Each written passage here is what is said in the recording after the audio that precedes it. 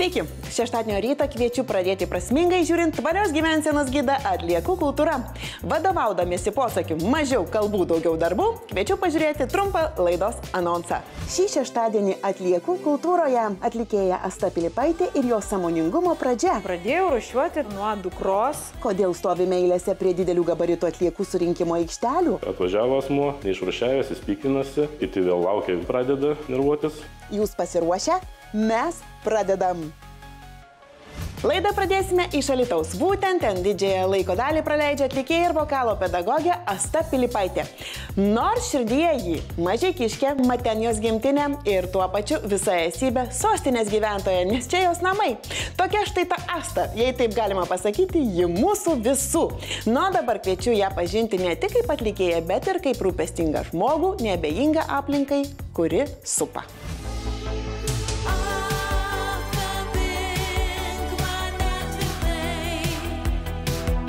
Su atlikėja Asta Pilypaitė susitikome Alytaus jaunimo centre, kur žinoma moteris vokalo paslapčių moko savo mokinius. Apie jų įpročius bei sąmoningumą būtinai šiandien dar pakalbėsime, o dabar pasiklausykite, nuo ko prasidėjo pačios Astos kelias sąmoningumo link. Pradėjau rūšiuoti tai iš tikrųjų nuo dukros, matyt pamokose gautų žinių.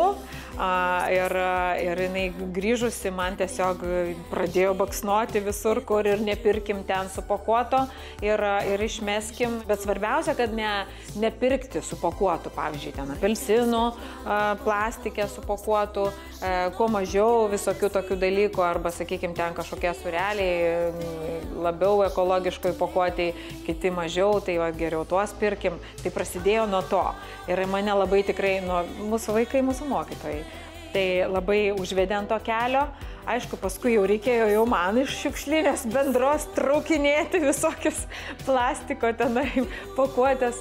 Taip pat pačiai labai toks yra, esu įsiugdžiusi savo tokį įprotį rūšiuoti tikrai. Atlikėja sako, kad stengiasi planuoti ir maisto produktų pirkimą, bet kartais net ir turint planą nelabai pavyksta. Būna, aišku, tokių momentų, kai per daug prisiperki, nes mano dukra jau dabar išvykusi jau studijuoti, tai, sakykime, dabar tie tokie sugrįžimai atrodo, man pirmas kartas, kad aš jau viskas esu be mažų vaikų, mama.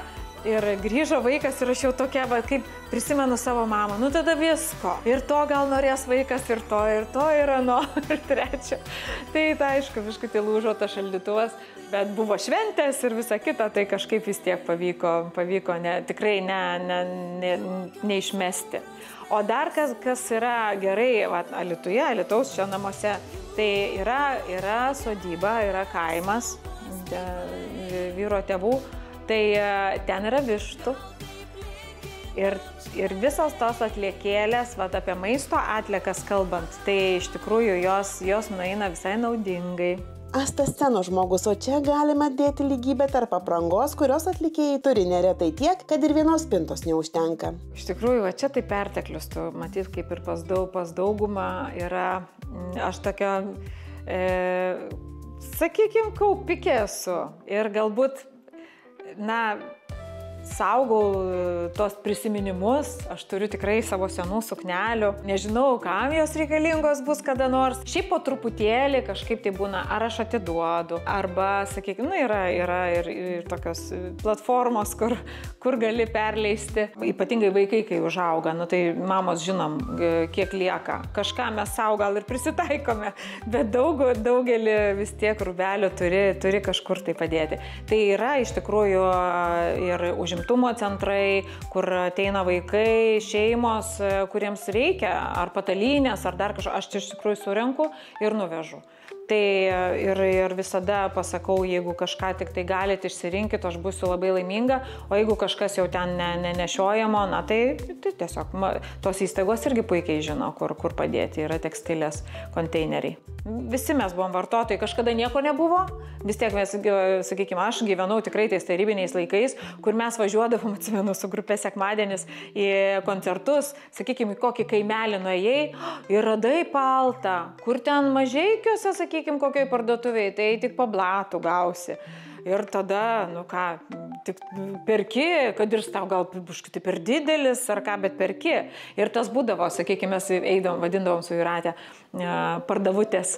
Nu, pardavutėj, ką čia šiandien nusipirksim pardavutėj. Tai tiesiog, ką gauni, tą perki. O dabar jau tas praėjo, dabar yra visko pilna. Kalbant apie Astos mokinius, Alytaus jaunimo centro lankytojus, kokie jie yra atsakingi? Iš tikrųjų, dažnai labai pastebiu, kad mes čia būna kaip bonusas už gerą darbą, kad išmoko dainas ar sakykime, labiau padirbėjom ar po koncertų, tai būna bonusai kokie saldainukai, kažkas tokio, tai visada iš tikrųjų mergaitės ar viena ar kita taip pat pakuotę griebė ir žino, kad yra rūšiavimo konteineriukai ir jos tenai viską mėto. O atsakingais jie pamažėlė tapo dėl to, kad jaunimo centras inicijuoja daugybę veiklų susijusių su tvarumo idėjų įgyvendinimu. Kas itin smagu, kad labai dažnas jaunimo centro pakeleivis Alytaus apskrities atliekų tvarkymo centras. Regiono atliekų centras tikrai norėčiau pasidžiaugti, kad yra įkūręs Tiko-Tiks tokį antrinių, net ne žaliavų, bet daiktų antrinį panaudojimą ir prikelimą antram gyvenimui. Tai neabejotinai esame kartu organizavę ne vieną renginį ir mugę, kur iš tikrųjų mūsų įstaiga kūrybiškumo, tokia erdvė buvo pritaikyta būtent šiai temai. Ir mūsų bendri renginiai tikrai turi labai didelę naudą. Noriu pasakyti, kad skatiname ir pačius mokytojus kūrybiškai susijęti tą darnų vystymas ir tvarumą ir tikrai mums pavyksta. Atsakingi vadovai, atsakingi mokytojai, aplinkai neabejingi vaikai. Auga ateities karta, kurią galėsime didžiuotis. Dabar TV6 eteryje reklama. Likite su TV6 kanalu.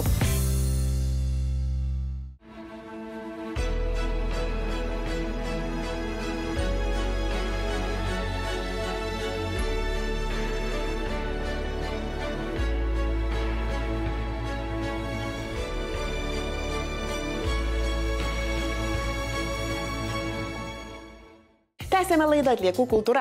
Šiandien pakalbėsime apie didelių gabaritų atliekų surinkimo aikšteles.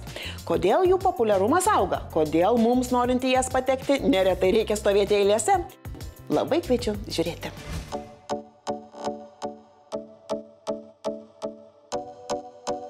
Jei buityje susidarė tokių atliekų, kurios kiek didesnės ir nebetelpa į šiukšliadėžę, vienintelis kelias, kurį turėtumėte žinoti, tai didelių gabaritų atliekų surinkimo aikšteles, kurios yra visoje Lietuvoje. Bet kodėl neretai norint į jas patekti, reikia pastovėti eilėse? Priežastys net kelios. Eilės ir susidaro tik dėl to, kad gyventojas tinkamai nėra išrūšiavęs atliekų, jis labiau užtrunka, todėl kitas asmuo laukiantis laukia ilgiau. Tai yra pagrindinė problema su to išrūšiavimu, kadangi atvažiavo asmuo, neišrūšiavęs, jis pykinasi, sudaro skandalą ir tada kiti vėl laukia, tie patys pradeda nervuotis gyventojai, visi laukia, atrodo, jiems dar ilgiau teks laukti, kad kol tą žmogų praleis. Kartais girdžiu, čiagi šiukšlynas, atvežiau, numečiau ir jūs patys kaip norite, taip ir tvarkykitės, tai yra jūsų darbas. Bet taip iš tiesų nėra. Pagal visus teisės aktų reikalavimus atliekos turi būti atvežamos išrūšiuotos. Nes įsivaizduokime vis tiek, atvažiavus baldas, tai spinta didelė, jinai užima tam tikrą tūrį. Tai įsivaizduokime, jeigu aikštelė, kuri turi tam tikrą priėmimo zoną, kurią galima privežti tam tikros rūšies išrūšiuotus ir išardytus baldus, tai užimtume labai didelę dalį tūrio. Pačio ir vietos sandėliavimo, ir transportavimo. Tai būtent dėl to ir yra mintis, kad ir noras, kad būtų visi baldai išardyti iki plokštės pavydalo ir pristatyti į aikštelę sekančiam etapui. Taigi pirmoji priežastis, dėl ko stovime eilėse, tai mūsų atvykimas neatlikus namų darbų, tai yra tinkamai neišrūšiavus atliekų. Specialistai patarė ne tik jas išrūšiuoti, bet ir į didelių gabaritų atliekų surinkimo aikšteles vykti tam tikrų metų. Nuolat raginam žmonės truputėlį pagalvoti apie piko metą, kai mes turime penktadienį, šeštadienį, kai visi suvažiuoja vienu metu, be abejonės tos eilės susiformuoja. Tai toks patarimas visiems vis dėlto įvertinti tai, kad aikštelės populiarios ir tai įpareigoja tam tikrą prasme dėlioti savo laiką ir įvertinti tai, kad gali būti eilės. Antroji priežastis, dėl ko šios eilės susidaro, sugriežtinta atliekų priėmimo į tokias aikšteles sistema. Reikalavimai vis sudėtingėja, daugiau informacijos reikalinga, ten tie patys numerių nuskaitimai, tiek reiškia, svorio kontrolė, ar ne, kad tiek duomenų saugumo reikalavimo nevykdymas, tai jis daro pačią sistemą sudėtingesnę. Nepaisant to, iš tiesų ieškom būdų, kaip tos aikštelės greičiau galėtų dirbti, moderniau dirbti. Na, pavyzdžiui, pas mus aikštelėse jau mes perėjom prie elektroninių deklaracijų, prie galimybės žmonėms turėti savo atliekų turėtojo raktą, kuris leidžia juos greičiau identifikuoti, siekiam supaprastinti visus procesus susijusius su dokumentų pildymu ir panašiai. Tas padeda greičiau aptarnauti. Trečioji priežastis štai tokia. Trūksta aikštelių. Iš tiesų, trūkumas yra akivaizdus ir tikrai nesijaučiam patogiai ir nei vienas regioninis atliekų tvarkymo centras nesijaučia patogiai, kai turime eiles. Labai džiaugiuosi, kad šiais metais Vilniuje mes atidarysime, jau neužilgo atidarysime 2 dar papildomas aikšteles. Taip pat esam jau sakysim, pabaigę, liko paskutinės detalės Šalčininkų rajono, Dieveniškėse irgi atidarinėsim aikšteles, taip pat ir planuojame. Ir dar artimiausiu metu, per metus 2, buvo statyti dar 5 aikšteles iš viso visam regione. Tas tikrai prisidės prie prieinamumo aikštelių, atitinkamai daugiau atliekų bus sutvarkyta, nes žmonėms bus patogiau tą daryti. Tokių aikštelių padaugės ne tik Vilniaus regione, bet ir daugumoje kitų Lietuvos regionų. Keliaujame į Marijampolę, kurios apskrityje šiuo metu veikia 9 didelių gabaritų atliekų surinkimo aikštelės. Aikštelės pasiskirstė daugmaž po apskritį pagal poreikį. Marijampolėje turėjome 2 aikšteles, Vilkaviškyje taipogi 2, Šakiuose 3. Plėtra tikrai numatyta, nes poreikis tikrai didelis. Žmonių daug atveža. Per praeitus metus žmonių 55 000 vienetų atvažiavo fizinių, daug atliekų atveža, žmonės rūšiuoja ir pastebime, kad tikrai neužtenka. Numatytos 2 naujai statyti Degaso aikštelės. Viena Pilviškėse, o kita prie Sąvartyno, praplėsti veiklą, kaip sakyti, tikslesniam, detalesniam išrūšiavimui ir kuo didesnė perdirbimui. O kaip sekasi Panevėžiui? Aukštaitijos sostinėje veikia 3 didelių gabaritų atliekų surinkimo aikštelės, visame regione priskaičiuojama 14, dar 3 planuojamos pastatyti, o viena jų kone dažais kvepianti pačiame Panevėžio mieste, mat veikia nepilnus metus. Šiai dienai turime vieną naujausią ir moderniausiai įrengtą aikštelę, tai automatiškai važiavęs klientas pravažiuoja pro svarstyklės, yra vyksta numerių nuskaitimas, sutikrinami kliento duomenys, įvedami duomenų bazę ir visą tai yra užfiksuojama. Akivaizdu, viskas padaryta taip, kad gyventojams atliekų pristatymas į tokias šiuolaikinės atliekų surinkimo aikšteles keltų kuo mažiau nepatogumų. Keliaujame į Alytų. Čia didelių gabaritų atliekų surinkimo aikštelės vadinamos kiek kitaip. Didelių gabaritų atliekų aikšteles mes prieš kokius gal 5 metus pervadinom į rūšiavimo centrus. Kadangi tai nėra vien atliekų surinkimas, yra ir rūšiavimas, ir baldų ardymas, ir vėl pakartotiniam naudojimui veikla, atrenkami daiktai, tai daugiau gal atitinka labiau gal nesurinkimas, o rūšiavimas. Kiekgi tokių rūšiavimo centrų Alytaus apskrityje? 20 rūšiavimo centrų yra ir planuojama dar 3 naujus statyti. Gyventojai noriai naudojasi ir šiaip ir laukia, teko atidarinėti kelis, 3-4 paskutinius centrus, tai tiesiog, priešpriešos jokios nėra, tik tais klausia, kada viskas čia bus. Kiekiai nuolat didėja, galima sakyti, kiekvienais metais didėja. Aišku, čia gal buvo 21-22 metais, karantinas ten truputėlį gal sujaukė viską, bet taip nuosekliai didėja ir mes jau keli metai esam pasiekę tą ES vidurkį, kada 20% nuo visų susidariusių komunalinių atliekų. Didelių gabaritų reikėtų surinkti. Tai mes tą skaičių esam pasiekę. Puikiai sekasi ir Vilniuje. Apie kokius skaičius galime kalbėti? Jeigu 22 metais mes turėjom 145 tūkstančius, sakysim, klientų.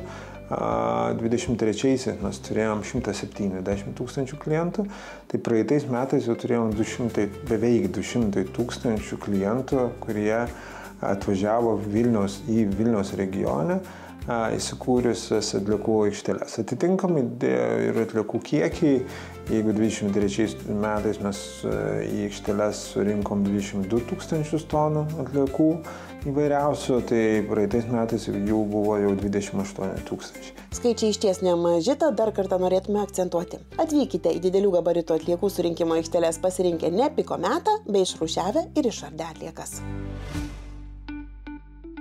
Auksarankė rubrikoje burtai iš kavos tirščių. O jei rimtai, kavos gerėjai dabar turėtų suklusti. Gal skaičiavote, kiek kavos tirščių prigaminate ir tiesiog išmetate? Bet pasirodo, tai gali būti puikiausia medžiaga, iš kurios gali gimti ne tik dekoratyviniai indai, bet ir urnos, į kurias galima pilti pelenus. Suintrigavome, dėmesio į ekranus.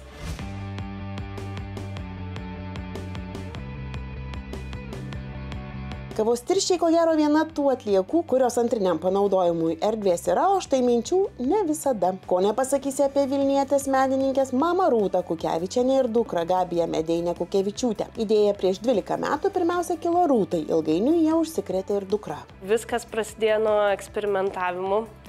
Kažkaip mama visada buvo kūryboje, visada buvo mene tiek su mokiniais, tiek asmeniškai ir niekada nenutolo nuo bandymų, eksperimentų. Tai turėjo įvairiausių būrelių, įvairiausių pamokų su mokiniais, o po to nusprendė ekologinio dizaino mokytis pati. Eksperimentuoti pirmiausia virtuvėje, po to jau savo dirbtuvėse, taikyti įvairius receptus ir žiūrėti, kaip medžiagos reaguoja viena su kitomis. Taip ilgainiui gimė idėja kavos tirščių keramikai, o dviem pagrindinėmis rišamosiomis medžiagomis tapo kavos tirščiai ir bičių vaškas. Kaip apskritai kilo idėja kūrybiniai veiklai pasitelkti kavos tirščius? Mamą galima pavadinti kavagerę, bent jau anksčiau tada pačioj veiklos pradžioj. Ir jinai pagalvojo, kad iš tiesų atrodo vienas puodelis nedaug tų tirščių, bet vienas puodelis per dieną, antras, trečias jau susikaupė, o dar žiūrėk, kaimynai geria. Tai pagalvojom, kad galima pamėginti tos tirščius rinkti, labai kruopščiai džiovinti, sandėliuoti ir reikia kažką su jais daryti, nes tai yra medžiaga, kur, na gerai, pasakykim taip, kad nemokama, bet ją galima surinkti ir ją galima panaudoti, prikelti tam, kaip sakoma, antram gyvenimui. Ir galų gale jinai duoda ir savo spalvą, ir faktūrą, ir tekstūrą malonu paliesti. Kažkoks yra įspūdis, kas čia ne molis, bet jau kažkas įdomiau. Tai kai medžiaga gyvena savo tą tokį naują gyvenimą, yra labai įdomu, nes mes visi kavą žinom iš skonio pusės, kad skanu, kvapnu, suteikia energijos, tai o čia mes ją perkeliam į tokią, kaip aš vadinu, kūrybinę žemę, nes kai mes į žemę rankas sukišam, mums labai gera, kai užsiemam sodininkystę, tvarkom daržus, o čia kai į kavą įkiši rankas ir minkai formuoji, tai irgi yra kažkokia gimsta kūryba iš tos kavos žemės, kaip aš vadinu. Ilgainiui mama su dukra prikūrė įvairiausių dekoratyvinių indų, šviestuvų ir net urnų skirtų pelenams. Norime su žmogumi atsisveikinti pagarbiai. Pagarbiai, kad tai nedidai tą daiktą, kuris yra šaltas, bejausmis.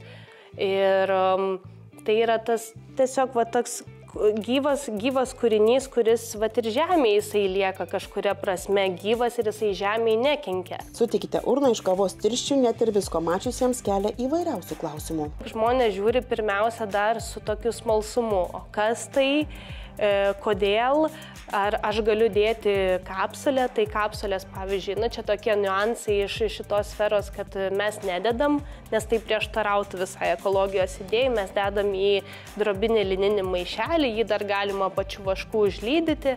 Na, žodžiu, Tai tiesiog žmonės smalsaujasi, bet mes jiem patarėm, kaip tą urną, kaip jinai nuo to įsigijimo taško iki jau ten paties ar palaidojimo, ar ten įdėjimo į kolumbariumą, ar ten transportavimo netgi į užsienį, nes jau yra Italiją pasiekusios 2 urnos. Tai yra gražių tokių istorijų, kur gyveni kasdienybę ir sulauki skambučio ir žmonės dėkoja, kad būtent mūsų tą produktą atrado. Ir tada jauti kažkokią prasme, kad tai nėra vien apie produktą, kad čia mes didžiuojamės, kad tam patentavom, esame išskirtinės vienintelės, bet tai yra apie tą jausmą, kad kažką gero padarėm. Kai pasirenki žmogus veiklą tokią, kuri atspindi tavo vertybės ir ta veikla tavo parodo ir tu veiklai parodai, kaip tu nori šiame gyvenime gyventi, ką tu nori sukurti ir kur save visą atiduoti ir būtent jausti tą šilumą vidui. Na, o jei susidomėjote pačią kavos tirščių keramiką, visada galima pabandyti sudalyvauti Gabijos rengiamose edukacijose, pajusti šilumą, kavos kvapą ir pasitelkus fantaziją dekoruoti jūsų pačių sukurtą gaminį, kaip tik geidžia jūsų širdis ir ką kužda jūsų fantazija. Šiandien viskas. Aš norėčiau vėl padėkoti Jums už savo aprangą. Šią palaidinę, kuri tinka ne tik eteriui, bet ir šventei, radau vienoje Dėkui stotelių Vilniuje, kur Jūs paliekate įvairaus stiliaus drabužius. Ne tik sportiškus, klasikinius, bet ir štai tokius. Tad jei turite nebereikalingų, bet tinkamų dėvėti drabužių ar daiktų, kviečiu atvežti į Dėkui stoteles. Gal kažkam kaip tik reikia to, ko nebereikia Jums. Beje, tokių mainų stotelių yra beveik visose Lietuvos regionuose, tad kviečiu pasidomėti ir apsilankyti. Na, o šiandien mes savo darbą baigėme, pasimatysime lygiai po savaitės 11 ryto, šeštadienį per TV6.